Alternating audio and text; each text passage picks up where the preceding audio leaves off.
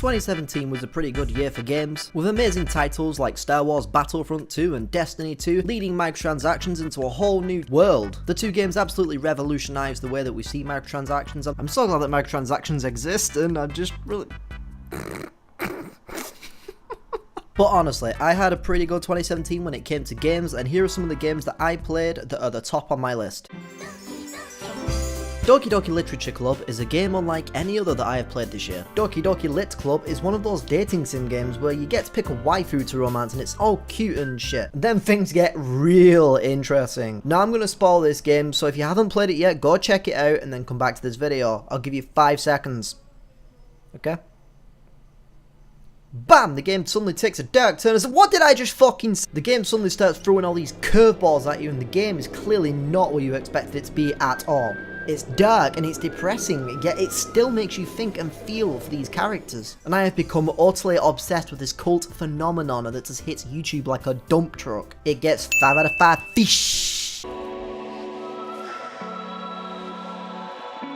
Now it's going to be pretty obvious to some of you that this game was going to be here on this list, as I am a huge fan of Life is Strange. The original Life is Strange did an amazing job at making you care about the characters, the world and the consequence of your actions. And Before the Storm is the prequel to that game. This time you get to play as Chloe, the blue-haired girl from the first game. Only this time she's not got blue hair. Before the Storm packs a lot of emotion, action and comedy into its 3-episode package, and if you love the first game, you're going to love this one just as much.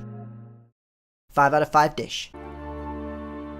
What Remains of Edith Finch is a walking simulator with this amazing story. This girl, Edith, who goes back to her family home after many years and explores it. Now, as you explore the house, you get these really cool, neat little memory sections where you play as one of her family members from the past. And her family tree goes on for generations, so there's a lot of neat story to be had here. It's a pretty sad and somber game, but it's also a really relaxing experience. And that's the thing that I love about walking simulators like this. It's just a game that you can pick up after a hard day of doing whatever it is that you have to do that day. Just sitting down and you just get to chill and just play a nice little game with some story and just relax.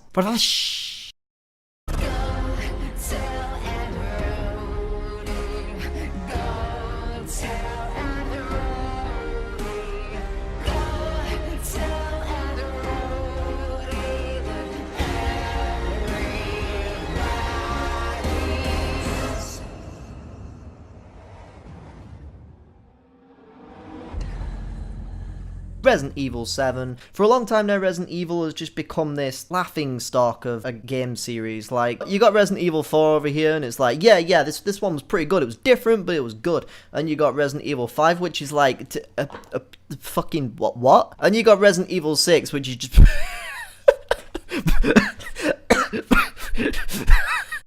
But Resident Evil 7? Oh, yes! The horror finally came back to form, and in a new and cool way. And one of the biggest things I love about this title is it feels like a classic Resident Evil title, but new. Nostalgia that we got from the old games, mixed with all this new cool stuff. For this one, they used a first-person view, and it just really works. Capcom could have just stuck with the old third person with the fixed camera angles like they used to do, but they decided to experiment, and it paid off. Now that shit is good. My favourite part about this game was running into all the bomb traps. And I fucking ran into the bomb. Are you fucking kidding me? Are you fucking me? You are. Night in the Woods is the story of 4 friends struggling to find their way in their world. The characters are all experiencing topics that any young person growing up can feel. The sudden change from childhood to adulthood and all the responsibilities that comes with it comes out in full force. And these topics mixed with the characters' friendships with one another is where this game truly shines. It was one of my favourite experiences of 2017 and it was incredibly memorable. It just has this certain charm that wriggled into my heart and made a nest in there of its animal characters and its cute art style that left incredibly strong emotions in me. 5 out of 5 fish, best game. Just kidding, the ending fucking sucked. 4 out of 5. But now it's time for what you have all been waiting for, the main event. Who will walk tall in the year of 2017? Who won the best game ever made in 2017? Of course, it's the one, it's the only No Man's Sky, people. Best game ever made. No, fuck you, No Man's Sky. It's Zelda, baby. Oh my god, yes. Breath of the Wild is goddamn fantastic. Now, I was really unsure about this game and how it would turn out, but Nintendo knocked it out of the park, ran all the way out, caught it, brought it back, and then knocked it out again. There's tons of weapons, items, clothing. You can glide, you can climb, you can ride horses, you can do whatever the fuck you want.